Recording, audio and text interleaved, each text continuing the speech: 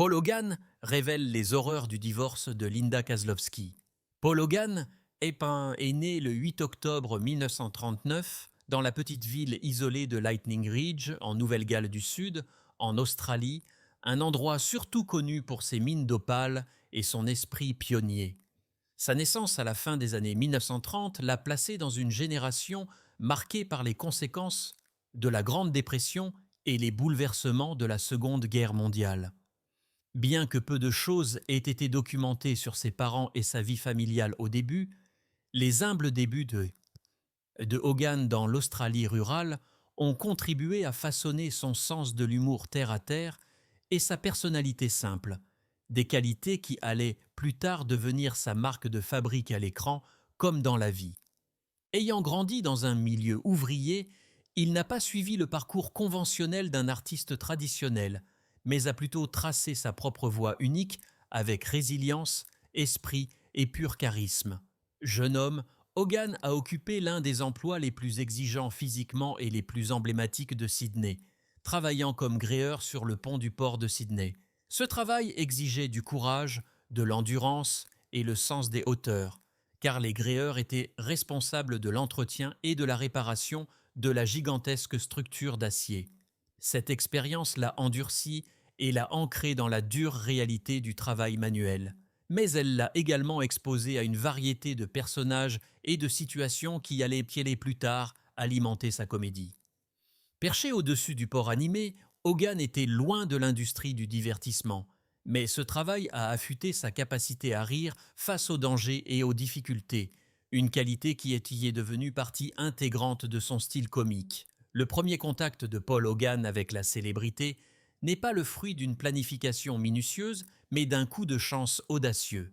En 1971, il est apparu dans l'émission de télévision australienne New Faces, un concours de talent conçu pour mettre en valeur les artistes en devenir. À l'époque, Hogan n'était pas un comédien professionnel, mais son esprit naturel et son style d'humour unique, caractérisé par des blagues autodérisoires, des observations effrontées et une saveur typiquement australienne, ont immédiatement trouvé un écho auprès du public. Sa comédie se distinguait par son côté brut, non poli et authentiquement australien, offrant quelque chose de différent des styles souvent importés qui dominaient la télévision. Le public et les juges l'ont adoré, et Hogan s'est vite rendu compte qu'il avait découvert un don qui pouvait l'emmener bien au-delà du travail de gréement sur le pont du port. La popularité écrasante de son talent comique a rapidement donné à Hogan l'occasion de présenter sa propre émission. Ce Paul Hogan Show, dont il était non seulement la vedette, mais qu'il écrivait et produisait également, est devenu un phénomène télévisuel tout au long des années 1970 et au début des années 1980. L'émission était connue pour son format de sketch comique, rempli de personnages excentriques, de situations absurdes et d'un ton satirique, qui se moquait à la fois de la vie quotidienne et des stéréotypes australiens. Le public adorait son humour irrévérencieux, et la capacité de Hogan à rire de lui-même l'a rendu attachant à des millions de personnes. L'attrait de l'émission s'est étendu au-delà de l'Australie, gagnant des adeptes dans des pays comme l'Afrique du Sud, ce qui a renforcé la réputation de Hogan en tant qu'artiste de renommée internationale. Ses efforts ont été reconnus en 1973 lorsqu'il a remporté le prestigieux prix TV Weekloy dans la catégorie Meilleur nouveau talent, une reconnaissance claire que son étoile de comique était en train de monter. L'entrée de Hogan dans le monde du cinéma a commencé modestement. Il a fait ses débuts au cinéma en 1980 avec un caméo dans le film australien Fatty Finn, une production légère qui lui a donné un petit avant-goût de l'industrie cinématographique. 5 ans plus tard, il a accepté un rôle plus important, celui du caporal Lance Pat Clary dans la mini-série télévisée Anzacs, un drame historique sur les soldats australiens pendant la Première Guerre mondiale. Ce rôle lui a permis d'explorer sa palette d'acteurs, prouvant qu'il pouvait manier des sujets plus sérieux aussi bien que la comédie. À cette époque, Hogan s'était fermement établi comme une figure télévisuelle bien aimée, mais le monde était sur le point de le découvrir d'une manière beaucoup plus importante. En 1986, Paul Hogan a atteint le statut de superstar international avec la sortie de Crocodile Dundee. Non seulement il a joué dans le film, mais il a également coécrit le scénario, créant l'histoire de Michael J. Dundee, un homme de la brousse charismatique avec une personnalité hors du commun. Le film, réalisé par Peter Feeman, suivait les aventures de Dundee, naviguant à la fois dans l'arrière-pays australien et dans les rues animées de New York, créant un choc culturel humoristique que le public du monde entier a trouvé irrésistible. Réalisé avec un budget relativement modeste, de moins de 10 millions de dollars, Crocodile Dundee est devenu un phénomène au box-office, rapportant des centaines de millions de dollars dans le monde entier. Ce ne fut pas seulement un triomphe financier, mais aussi culturel, qui a fermement placé l'Australie sur la carte du cinéma et a fait de Hogan un nom familier dans le monde entier. Le succès de Crocodile Dundee a valu à Hogan des récompenses et une reconnaissance critique. Il a remporté le Golden Globe du meilleur acteur dans une comédie ou une comédie musicale, et son scénario lui a valu une nomination aux Oscars ainsi qu'une nomination au BAFTA. Rares sont les acteurs qui réalisent une telle performance dans leur premier grand rôle international, mais la présence magnétique de Hogan et son sens comique naturel ont rendu Dundee inoubliable. Il avait exploité un archétype universel, celui de l'étranger bourru et bon enfant qui pouvait charmer n'importe qui, et le public a réagi avec enthousiasme. Après l'énorme succès du premier film, Hogan a repris son rôle dans Crocodile Dundee 2 en 1988. Bien que la suite ait été un succès financier, elle a reçu des critiques tièdes, de la part des critiques qui estimaient qu'elle ne parvenait pas à capturer la magie du film original. Malgré cela, le pouvoir d'attraction de Hogan est resté fort. En 1990, il est apparu dans la comédie dramatique Almost an Angel, dans laquelle il jouait un escroc de bas étage qui avait une chance de se racheter. Malheureusement, le film a été une déception commerciale et critique. Sa comédie western Lightning Jack, sortie en 1994, n'a pas non plus convaincu les critiques, bien que la marque d'humour unique de Hogan ait toujours été appréciée par ses fans fidèles. En 1996, Hogan a joué dans le film familial Flipper, un remake de la série télévisée classique, dans le rôle d'un oncle grincheux qui se lie d'amitié avec son neveu et un dauphin amical. La performance de Hogan a été saluée même si le film lui-même a échoué au box-office, ne rapportant que 20 millions de dollars pour un budget de 25 millions de dollars. Il est intéressant de noter que, malgré ses lacunes financières, le film a été nominé pour plusieurs prix, ce qui témoigne de la capacité durable de Hogan à établir un lien avec le public à l'écran. En 1998, il est apparu dans le téléfilm Floating Away, continuant à assumer des rôles variés. Hogan est revenu à son personnage le plus emblématique une dernière fois en 2001 avec Crocodile Dundee à Los Angeles. Bien que le film n'ait pas égalé le succès de ses prédécesseurs et qu'il soit considéré comme le plus faible de la trilogie, il a marqué la fin d'une époque pour Hogan et le personnage de Dundee qui avait défini sa carrière. Après les adieux de Dundee, Hogan a commencé à se retirer d'Hollywood et à se concentrer davantage sur sa vie en dehors des projecteurs. Dans les années qui ont suivi, Hogan a participé à des projets plus modestes, notamment la comédie australienne Strange Bedfellows, sortie en 2004, sur deux hommes qui se font passer pour un couple homosexuel pour des raisons financières, et Charlie and Boots, sorti en 2009, un road movie centré sur la relation entre un père et son fils. Les deux films ont bien marché en Australie et ont rappelé au public le charme et la chaleur comique durable de Hogan. En 2013, bien qu'il ne jouait plus régulièrement, Hogan a fait une apparition mémorable dans l'émission Adam Hills Tonight, montrant que son humour et son charisme n'avaient pas disparu avec le temps. La vie personnelle de Paul Hogan a été marquée par des relations durables, des responsabilités familiales, mais aussi par des difficultés conjugales médiatisées qui ont souvent attiré autant d'attention que sa carrière. Son premier mariage a été avec Noéline Edwards, qu'il a épousée en 1958, bien avant de devenir célèbre en tant que comédien ou star de cinéma international. À cette époque, Hogan était encore un jeune homme qui occupait des emplois de col bleu à Sydney, et le mariage représentait la stabilité et la vie de famille pendant ses premières années. Ensemble, Hogan et Edwards ont élevé une famille nombreuse, ayant 5 enfants au cours de leur mariage.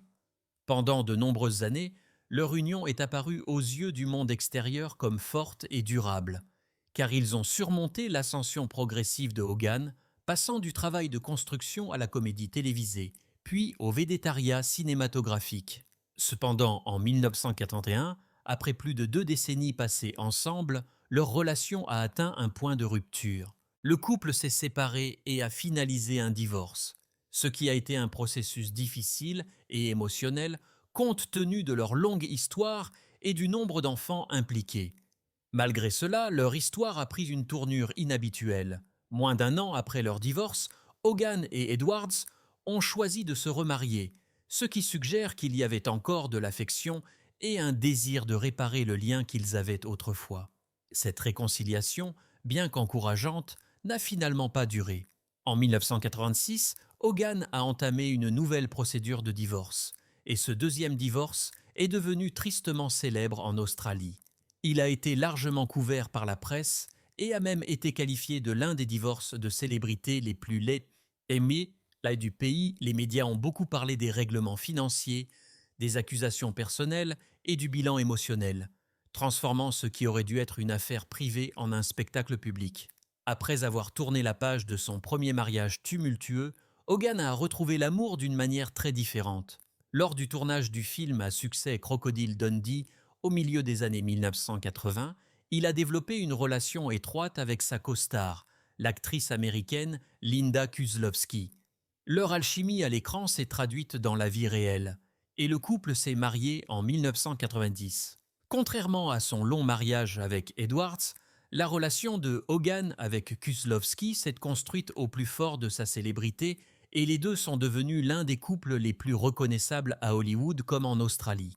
Ensemble, ils ont eu un enfant, un fils nommé Chance, né en 1998. Pendant de nombreuses années, ils ont semblé avoir un mariage stable et affectueux, assistant souvent à des événements publics ensemble et présentant un front uni alors que la carrière de Hogan se poursuivait. Pourtant, même ce mariage a fini par rencontrer des difficultés. En octobre 2013, après plus de 2 décennies passées ensemble, Kozlowski a demandé le divorce de Hogan, invoquant des différends irréconciliables. La décision aurait été amiable par rapport à son précédent divorce, et les deux parties ont souligné le respect mutuel et le souci de leur fils. Le divorce a été finalisé en 2014, marquant la fin du deuxième mariage de Hogan. En tant que père, la vie de famille de Hogan a toujours été riche et importante.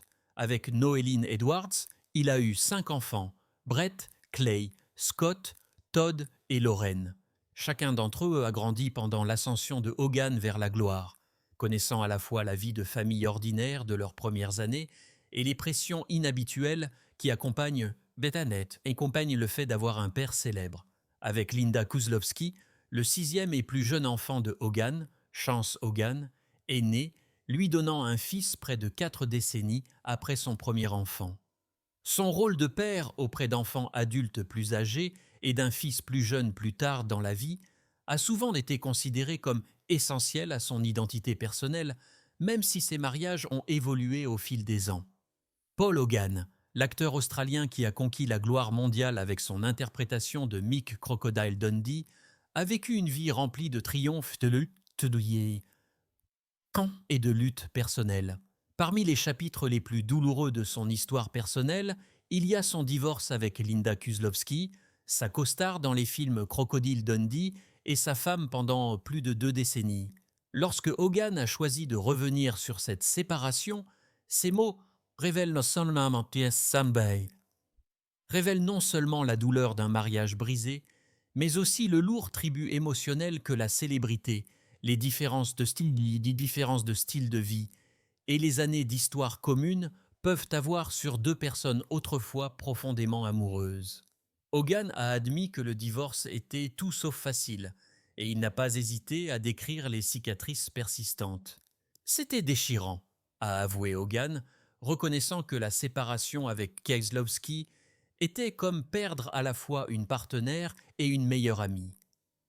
S'étant rencontrés à la fin des années 1980, lors du tournage du film qui allait les propulser tous deux vers la gloire internationale, Leur relation ressemblait à un conte de fées pour le monde extérieur.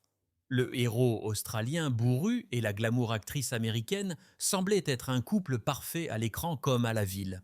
Pourtant, comme Hogan l'a expliqué, sous l'image hollywoodienne soignée, il y avait des fissures qui se sont élargies au fil des ans. En revenant sur la rupture de leur relation, Hogan a dit un jour: le divorce, c'est comme une opération chirurgicale sans anesthésie. On sent chaque coupure, chaque déchirure, et cela laisse des cicatrices qu'on ne peut pas voir, mais qu'on ressent chaque jour. Cette description saisissante souligne à quel point la séparation l'a profondément affecté. Bien qu'il soit connu pour son esprit vif et son humour décontracté, Hogan a admis que le divorce l'avait dépouillé, sapé de son optimisme naturel pendant un certain temps. On se croit dur, on pense qu'on est fort, on pense qu'on peut tout gérer. Mais quand la personne avec qui on a construit sa vie s'en va, c'est comme si le sol disparaissait sous nos pieds, a-t-il expliqué. Une partie de l'agonie de Hogan venait du vide soudain que l'absence de Linda avait créé dans sa vie quotidienne. Pendant plus de 20 ans, ils avaient été partenaires dans tout, élevant leur fils, Chance, naviguant à travers les hauts et les bas de la gloire hollywoodienne et voyageant entre l'Australie et les États-Unis. Quand elle est partie, le silence dans la maison était assourdissant, se souvient Hogan. Je passais devant sa chaise vide où je voyais sa tasse à café dans le placard, et c'était comme un coup de poignard au cœur. De tels commentaires révèlent le côté humain et brut d'un homme souvent dépeint comme le crocodile Dundee, plus grand que nature, rappelant aux fans que la gloire et la fortune ne protègent personne de l'angoisse personnelle. Hogan a également été honnête au sujet des défis de la séparation d'avec une personne qui partageait non seulement sa vie privée, mais aussi son parcours professionnel. Ce n'est pas comme si on pouvait simplement effacer le passé, a-t-il fait remarquer. Chaque film, chaque photo, chaque souvenir a son visage. Ce n'est pas quelque chose qu'on peut simplement ranger dans une boîte. Leur mariage avait été plus qu'un lien personnel. Il était tissé dans le tissu même de la carrière et de l'identité publique de Hogan. Cet enchevêtrement a rendu le processus de deuil ce deuil beaucoup plus compliqué qu'il ne l'aurait été pour un couple ordinaire. Malgré l'amertume de la procédure de divorce, Hogan a toujours exprimé son respect pour Linda en tant que mère et en tant que personne. Pourtant, ces mots laissent entrevoir la souffrance silencieuse qui persiste longtemps après la signature des documents juridiques. Les gens pensent que que le divorce met fin à la douleur une fois les papiers déposés, a observé Hogan. Mais la vérité, c'est que c'est à ce moment-là que ça commence. C'est là qu'on commence à vivre avec l'absence, la solitude et le fait de se demander si on aurait pu faire quelque chose de différent. Ces réflexions sont celles d'un homme qui s'est débattu non seulement avec le regret, mais aussi avec la réalité inévitable que parfois l'amour, même lorsqu'il est sincère, ne peut pas combler des différences qui se creusent trop. En fin de compte, Hogan a essayé de trouver une perspective dans le chagrin d'amour. On apprend à vivre avec, a-t-il dit doucement. Les cicatrices ne disparaissent pas, mais on trouve un moyen de continuer. La vie ne s'arrête pas parce que votre cœur a été brisé. On espère juste que le prochain chapitre sera un peu plus doux. Ces mots révèlent un homme qui a enduré une profonde perte personnelle, mais qui continue à rechercher la paix et la résilience face aux difficultés de la vie. Pour Paul Hogan, le divorce de Linda Kozlowski n'était pas simplement la fin d'un mariage, mais le dénouement d'un partenariat qui avait défini une grande partie de sa vie d'adulte. Ses commentaires francs, mettent à nu les coûts émotionnels des relations de célébrité et rappellent au monde que derrière chaque histoire d'amour hollywoodienne se cache la même vulnérabilité humaine qui nous touche tous.